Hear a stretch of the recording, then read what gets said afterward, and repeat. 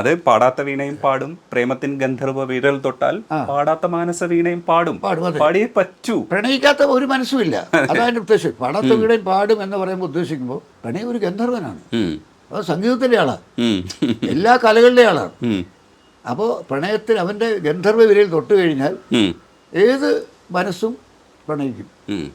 അതേപോലെ തന്നെ നിൻമണിയറയിലെ നിർമ്മല ശൈലയിലെ നീല നീരാളമായി ഞാൻ മാറിയെങ്കിൽ, അപ്പം നീ ഇങ്ങനെ വള്ളിയായിട്ട് ചുറ്റിപ്പിടിച്ച് കിടക്കുമല്ലോ എന്ന് പറയുന്ന ഒരു സാധ്യത. അതും ഞാൻ പറയുന്നത്, ഇപ്പോൾ നിന്റെ മാറിൽ കെട്ടിപ്പുണരാൻ എനിക്ക് മോഹം എന്നെഴുതുന്ന ഗാനങ്ങളുണ്ട്. നിന്റെ മാറിയുടെ നുള്ളിയെടുക്കാൻ എനിക്ക് മോഹം എന്നെഴുതുന്നത്. പക്ഷേ അങ്ങനെയൊന്നും പറയാതെ നിൻമണിയറയിലെ നിർമ്മല ശയ്യയിലെ, എന്താണ് നിർമ്മല ശയ്യാണ്, അത് അവിടെ വേറൊരുത്തം കിടന്നിട്ടില്ല, അങ്ങനെ ഒരു അർത്ഥം, അതാണ് അർത്ഥം. ഓ, ആ ഒരു സാധ്യത എനിക്കറിയില്ല. നിൻമണിയറയിലെ നിർമ്മല ശയ്യയിലെ, നിർമ്മലമാണത്, നിൻമണിയറയിൽ നിർമ്മല ശയ്യയിലെ നീല നിരാളമായ, അവിടെ പുതപ്പായിട്ടിരിക്കും വരണം നീ. അവിടെ ഒരു വിരി, ഇപ്പം അച്ഛൻ്റെ അമ്മയുടെ സ്നേഹത്തിൻ്റെ വിരിയുള്ള അവിടെ ആദ്യമായി പ്രണയത്തിൻ്റെ കാമത്തിൻ്റെ ഒരു വിരി വേണം. അപ്പോൾ എനിക്കിതിൻ്റെ ആദ്യ പങ്കാളിയായി വരണം എന്ന അത്രയും ഡീപ്പാണ് അതിൻ്റെ അർത്ഥം. അത് നിൻമണിയറയിൽ നിർമ്മല ശയ്യയിലെ നീല നിരാളമായി ഞാൻ മാറിയെങ്കിൽ ചന്ദനമണമൂറും നിൻ ദേഹമലർവല്ലി എന്നുമിൻ വിരിമാലിൽ പടരുമല്ലോ. എങ്ങനെ അപ്പോൾ ചോദിക്കാം, ചന്ദനമണം ഊറും ഇവനെങ്ങനെ അറിഞ്ഞു? അവൻ അടുത്തതും സംസാരിച്ചപ്പോൾ തന്നെ നല്ല സുഗന്ധമാണ് അവർക്ക്. അവൾ അടുത്ത് സംസാരിച്ചിട്ടുണ്ട്. കാരണം അവർ നേരത്തെ ഒരു ബന്ധപ്പെടൽ, ഇവർ അത് പ്രണയമാണ്. പക്ഷേ പ്രണയത്തിൽ നിന്ന് ഒരു നമ്മുടെ ഒരു എന്താ പറയുക, ശാരീരിക ബന്ധത്തേക്കുള്ളൊരു ഒരു മാറ്റമാണ് പാട്ട്. അപ്പോൾ ഇവിടെ അടുത്ത് നിൽക്കുമ്പോൾ ചന്ദനത്തിൻ്റെ ഗന്ധമാണ്. ചില കാമുകൾ അടുത്ത് നിന്നാൽ ഭയങ്കര ദുർഗന്ധമായിരിക്കും വേപ്പിൻ്റെ.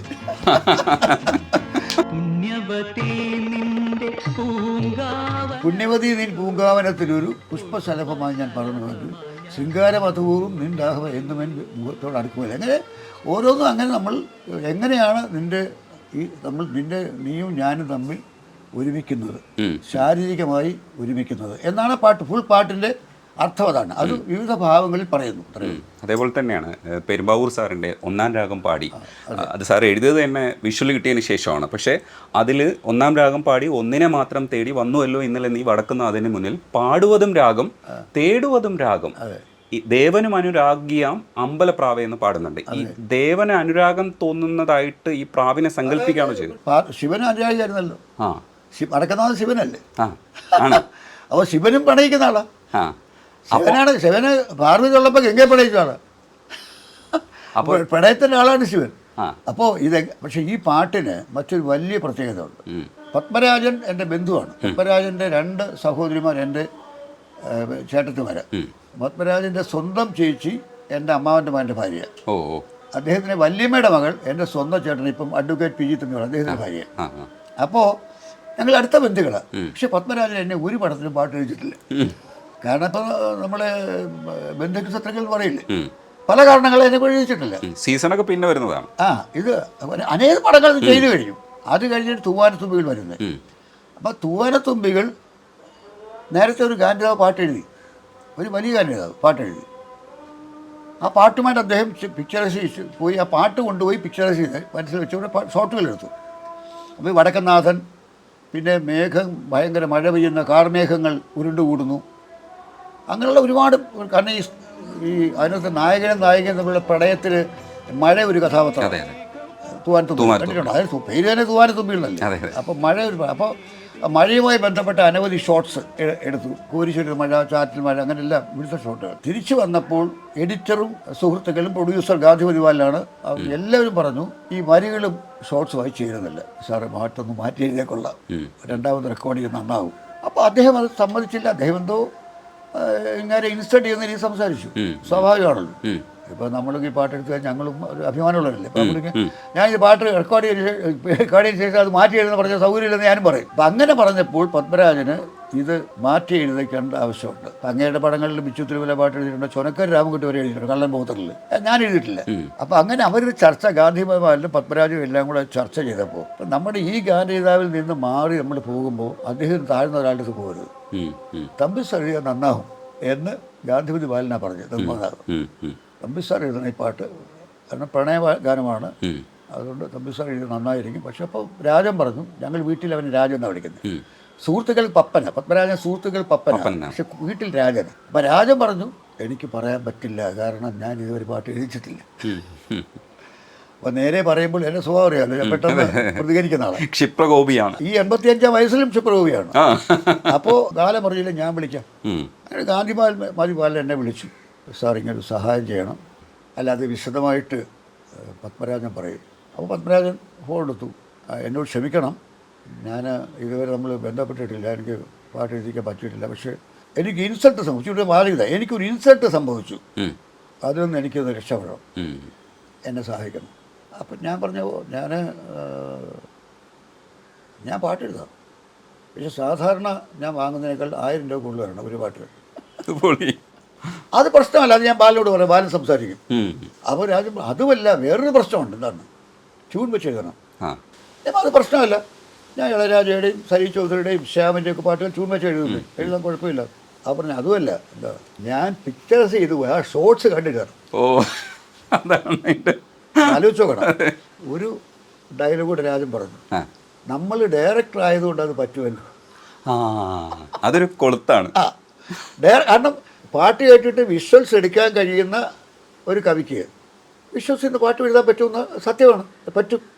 എനിക്ക് ഏറ്റവും ഇഷ്ടപ്പെട്ട ഷോട്ട് വടക്കനാഥ ക്ഷേത്രത്തിൽ നിന്ന് ഇവർ ഇറങ്ങി വരുന്നത്, മോഹൻലാലും പറയുന്നത് വടക്കനാഥ ക്ഷേത്രത്തിൽ ഇറങ്ങി വരുന്നത്.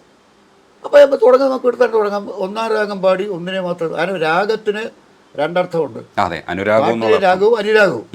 അപ്പോൾ 1-ാം രാഗം പാടി 1-നെ മാത്രം തേടി, ഒരാളെ മാത്രം തേടി വന്നുവല്ലോ ഇന്നലെ നീ വടക്കുന്നാഥൻ്റെ മുമ്പിൽ. അപ്പം ഞാൻ ഷോട്ട് ഉപയോഗിച്ചു, വടക്കുന്നാഥ ക്ഷേത്രം വന്നു, പാടുവതും രാഗം നീ തേടുവതും രാഗം, രണ്ടും രാഗം. അതെ, ആ ദേവനും അനുരാഗിയാവും അമ്പലപ്രാവ്. കുഴപ്പമില്ല, കാരണം അങ്ങർക്ക് ദേഷ്യം വരില്ല, ശിവന് ദേഷ്യം വരില്ല, ശിവനും പ്രണയിയാണ്, ശിവനും അനുരാഗിയാണ്. അതുപോലെ ഈ മേഘങ്ങൾ കംപ്ലീറ്റ് ഓവർ ക്രൗഡഡായിട്ടുള്ള സ്കൈയുടെ ഷോട്ട്, നല്ല ഷോട്ട് ഉണ്ടായിരുന്നു. അത് മനസ്സിൽ വെച്ചപ്പോൾ ഇവരുടെ പ്രണയമാണ് പറയേണ്ടത്, ഇവരുടെ പ്രണയത്തിൻ്റെ ആഴം. ക്ലാരയും ജയകൃഷ്ണൻ തമ്മിലുള്ള ബന്ധമാണ് ഈ പാട്ടിൽ വരുന്നത്. അപ്പോൾ അവരുടെ പാട്ട് അതൊരു പ്രത്യേക ബന്ധം, കാരണം വെച്ചാൽ വിവാഹമാകുന്ന ബന്ധമല്ല, ശരിക്കും ആ ബന്ധം സെക്സാണ് കൂടുതൽ, വ്യക്തമാണത്. ഈ ശാലിയ സുന്ദരമായ പ്രണയം പാർവതിയായിട്ട്, രാധയുമായിട്ട്, അപ്പോൾ രണ്ടും ഉണ്ട് അതിനകത്ത്. അതാണ് പത്മരാജൻ്റെ മാജിക്ക്. ചെറുപ്പക്കാർ ഇത് ഇഷ്ടപ്പെടും, കാരണം എല്ലാ ചെറുപ്പക്കാരും ആഗ്രഹം അങ്ങനെ, കാമിക്ക് വേണം, ഒരു ഭാര്യയും വേണം. അപ്പോൾ ഞാനെന്ത് ചെയ്തു, ഈ മേഘം ആ ഷോട്ട്സ് ഉപയോഗിക്കാൻ വേണ്ടി മേഘം പൂത്തു തുടങ്ങി, മോഹം പെയ്തു തുടങ്ങി. കാരണം മഴയാണല്ലോ ഇവരുടെ ബന്ധത്തെ ഘടിപ്പിച്ചൊരു മഴയാണ്. മേദിനി നെഞ്ചിൽ കേട്ടു പുതിയൊരു താളം, ഇതുവരെ ഇല്ലാത്തൊരു താളമായത് ഭൂമിയിൽ കേട്ടത്. അതെ അതെ, മേദേ ഭൂമി, പുതിയ താളം, അതുവരെ കേൾക്കാത്ത ഒരു പുതിയ താളം, ഇതൊരു പുതിയ റിലേഷൻ. ആരാരെ ആദ്യം ഉണർത്തി, ആരാരുടെ നോവ് പകർത്തി, അവളോട് ഇവന് സിമ്പതി തോന്നിയോ, തിരിച്ചാ ഇവനോട് അവൾക്ക് സിമ്പതി തോന്നിയോ എന്നറിയില്ല. പിന്നെ ആരാരുടെ ചിറയിൽ ഒതുങ്ങി അറിയില്ലല്ലോ. ഇവൻ അവളുടെ ചിറയിലാണ് ഒതുങ്ങിയത്, അവൻ ഇവളുടെ ചിറയിലാണ് ഒതുങ്ങിയത്. സത്യത്തിൽ ആ കഥയിൽ അവസാനം വരെയും അത് പറയാൻ പറ്റില്ല. നോവെന്ന് പറയുമ്പോൾ പ്രണയനോവ് ആയിട്ട് എടുക്കാം. അത് ആരാരുടെ നോവ് പകർത്തി ആരാരുടെ ചിറകിൽ ഒതുങ്ങി. നോവ് വരുമ്പോഴാണല്ലോ ചിറകിൽ ഒതുങ്ങുന്നത്. നമ്മൾ വേദന വരുമ്പോഴേ കെട്ടിപ്പിടിച്ച് കരയുന്നത്. അതിലൊരു സാധനം കൂടെ ഉണ്ട് സാറേ, ഹൃദയ സംഗമത്തിന് ശ്രീവേലികൾ തൊഴുതും കണ്ണുകളാൽ അർച്ചന മൗനങ്ങളാൽ കീർത്തനം ആണ് അർപ്പിച്ചത്. അത് ശരിക്കും ഈ അമ്പലവുമായി അവരുടെ ആ പാട്ടിനകത്ത് ക്ലാരയില്ല. ആ പാട്ടിനകത്ത് ജയകൃഷ്ണൻ രാധയും തമ്മിലുള്ള ശാലീന സുന്ദരമായ പ്രണയമാണ്. അതാ ക്ഷേത്രം കൊണ്ടുവന്നത്. അതെ, ക്ഷേത്രത്തിന്റെ പരിശുദ്ധി ഉണ്ട് ആ പ്രണയത്തിന്. അതുകൊണ്ടാണ് കണ്ണുകളിൽ അർച്ചന, കണ്ണുകളാൽ അർച്ചന അവിടെ ഉള്ളൂ, കണ്ണുകൾ വരെ ഉള്ളൂ, കെട്ടിപ്പിടുത്തൊന്നും ആയിട്ടില്ല. കണ്ണുകളാൽ അർച്ചന, മൗനങ്ങളാൽ കീർത്തനം, അത്രേ ആയിട്ടുള്ളൂ. എല്ലാം അറിയുന്ന ഈ ഗോപുരം, അത് ഈ ഗോപുരം എല്ലാം അറിയാം, അതല്ലാതെ വേറൊന്നും നടന്നിട്ടില്ലെന്ന് ഏറ്റവും നന്നായിട്ട് അറിയുന്നത് ഈ വടക്കുന്നാഥ ക്ഷേത്രത്തിൽ ഗോപുരത്തിനാണ്. താമരപ്പൂ നാണിച്ചു നിന്റെ തങ്ക വിഗ്രഹം വിജയിച്ചു എന്നാണ് പറയുന്നത്. അപ്പം പുളകം പൂക്കും പൊയ്ക പറഞ്ഞു, അത് കണ്ടിട്ട് ഇപ്പോൾ അവളുടെ തങ്ക വിഗ്രഹം വിജയിച്ച സ്ഥിതിക്ക് പുളകം പൂക്കും പൊയ്ക പറഞ്ഞു, നിങ്ങൾ താമരയായിട്ട് ഇങ്ങനെ വിരിഞ്ഞോ എന്ന് അവളോട് പറയാം. അതാണ് ഇവളുടെ ശരീരം കണ്ടപ്പോൾ അവളുടെ അത്രയും സൗന്ദര്യം എനിക്ക് ഇല്ലാന്ന് തോന്നി താമരപ്പൂവിന്.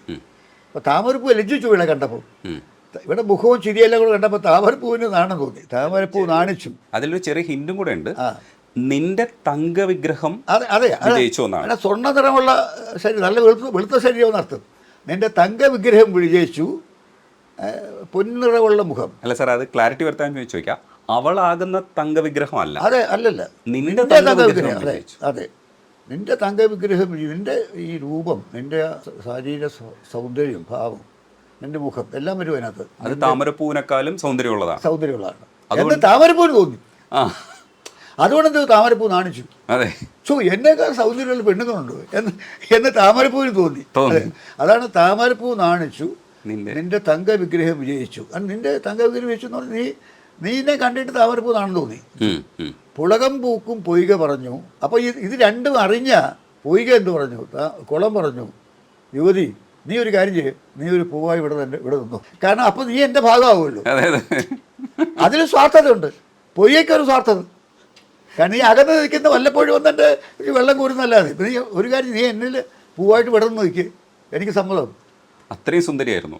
അതെ, അത്രയും സുന്ദരിയായിരുന്നു. അല്ല, ആ കഥാപാത്രം അഭിനയിച്ചിരിക്കുന്ന വിജയശ്രീയാണ്. ശാരീരിക സൗന്ദര്യത്തിൽ അവൾ പ്രത്യേകതയുള്ള നടിയാണ്. അതുകൊണ്ട് തന്നെയാണ് അത്തരം ഒരു ഭാവന അങ്ങനെ സ്വാഭാവികമായിട്ട് അതും ഒരു നമ്മുടെ പ്രചോദനമായിരിക്കും, ഒരു ഫാക്ടർ ആയിരിക്കാം. ഉറക്കം കൺകളിൽ ഊഞ്ഞാല് കെട്ടുമ്പോൾ ഉദിക്കും നിൻമുഖം നെഞ്ചത്തിൽ എന്ന് പറയുന്നത് ഔസേപ്പച്ചൻ സാറിൻ്റെയാണ്. പക്ഷേ ഇത് ഞങ്ങളൊക്കെ ഒരു കാലഘട്ടത്തിൽ എനിക്ക് അറിഞ്ഞുകൂടായിരുന്നു, ഓട്ടോഗ്രാഫിൽ എഴുതി കാണുമ്പോഴാണ് ഈ വരികൾ ശ്രദ്ധിച്ചത്. ഞാൻ 10ാം ക്ലാസ്സിലൊക്കെ പഠിക്കുമ്പോൾ പിള്ളേർ അങ്ങോട്ടും ഇങ്ങോട്ടും ഇത് എഴുതി കൊടുക്കുന്നുണ്ടായിരുന്നു. അപ്പോൾ എനിക്കറിയില്ലായിരുന്നു, പിന്നീടാണ് ഇതൊരു സിനിമാ പാട്ടാണെന്ന് എനിക്ക് മനസ്സിലായത്. അല്ല, നമ്മുടെ മലയാളത്തിലെ പ്രഗത്ഭമതികൾ എന്നറിയപ്പെടുന്ന സംവിധായകരിൽ കൂടുതൽ ആളുകൾ എന്നെ കൊണ്ട് പാട്ട് എഴുതിയിട്ടില്ല. ഭരതൻ എഴുതിച്ചിട്ടില്ല, KG ജോർജ് എഴുതിച്ചിട്ടില്ല, ജോഷി എഴുതിച്ചിട്ടില്ല. ജോഷി പാട്ട് എഴുതാൻ പറഞ്ഞ ഒരേ ഒരു പടമായത്. അതിൻ്റെ കാര്യം അറിയാം, ഒരു പാട്ടേ ഉള്ളൂ, അത് നന്നാവണം. ഔസേപ്പച്ചൻ എന്നാൽ ട്യൂൺ അനുസരിച്ച് എഴുതിയതാണ്, ഔസേപ്പച്ചൻ്റെ ഈണം അനുസരിച്ച് എഴുതിയതാണ് പാട്ടാണ്, ആ ഒരു പാട്ടേ ഉള്ളൂ. ബാക്കി നമ്മുടെ സേതുവാദൻ സാറ് പോലും അദ്ദേഹത്തിൻ്റെ വഴിയൂടെ എനിക്ക് പടം വന്നിട്ടില്ല. 2 പടങ്ങളിൽ അദ്ദേഹം ഇപ്പം ഞാൻ പ്രവർത്തിച്ചത് നിർമ്മാതാവ് നിർബന്ധം കൊണ്ടാണ്. കാരണം തമ്പിയെ മാറ്റാൻ പറ്റില്ലെന്ന് നിർമ്മാതാവ് പറഞ്ഞുകൊണ്ടാണ് സേതുവാദം സംഭവിച്ചത്. അപ്പം അവരൊക്കെ വയലാറിൻ്റെ ആൾക്കാരായിരുന്നു, ബി ഭാസ്കറിൻ്റെ ആൾക്കാരായിരുന്നു. എനിക്ക് കിട്ടിയത് മുഴുവൻ അടിപ്പടങ്ങളാണ്. ലോട്ടറി ടിക്കറ്റ്, ഡേഞ്ചർ ബിസ്ക്കറ്റ്, ടാക്സിക്കാർ, CID നസീർ.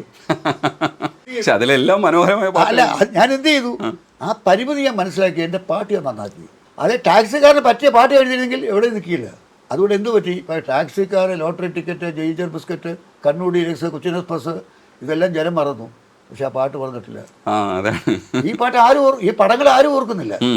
പക്ഷെ ആ പാട്ടുകൾ ഇപ്പോഴും നിൽക്കുന്നു. അത് എൻ്റെ ഒരു വാശിയായിരുന്നു. കാലം അനുകൂലമാകുന്നില്ലേ, ഞാൻ കാലത്തിന് അനുകൂലമാക്കും. തൊട്ടാൽ വീഴുന്ന പ്രായം, പെണ്ണിന് കെട്ടാൻ പറ്റിയ പ്രായം, കെട്ടിപ്പുണരാൻ ഓടി വരുമ്പോൾ കെട്ടഴിച്ചോടാൻ മോഹം, പെണ്ണിന് വിട്ടുപിരിയാൻ മോഹം. ഇത് അവളുടെ ഒരു സ്വതന്ത്ര മോഹമാണോ? എന്താണ് സാർ ഇതിനകത്ത് ഉൾപ്പെടുത്തിയത്? അത് ശരിക്കും പറഞ്ഞു കഴിഞ്ഞാൽ ഒരു ടീസിങ് സോങ് ആണ്, കളിയാക്കി പാടുന്നതാണ്. അതൊരു ശരിക്കുള്ള പ്രണയഗാനമല്ല. രണ്ടുപേർക്കും ഇഷ്ടമാണ്, പക്ഷെ അവൾ ഇഷ്ടമല്ലെന്ന് ഭാവിക്കുന്നു.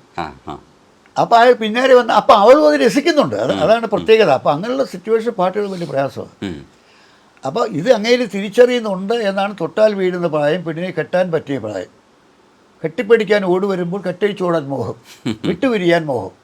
അപ്പോൾ വെറുതെ നീ ഭാവിക്കുകയാണ്, നീ ഇപ്പോൾ അഭിനയിക്കുകയാണ്, ഈ മോഹം നിൻ്റെ വെറും പ്രകടനമാണ് എന്നുള്ള അതാണ് പാട്ടിലുടനീളം. അതാണ്. അപ്പോൾ അങ്ങനെ ഒരു ടീസിങ് സോങ്, അതിനൊരു പ്രണയഗാനമായിട്ട് എടുക്കാൻ പറ്റില്ല.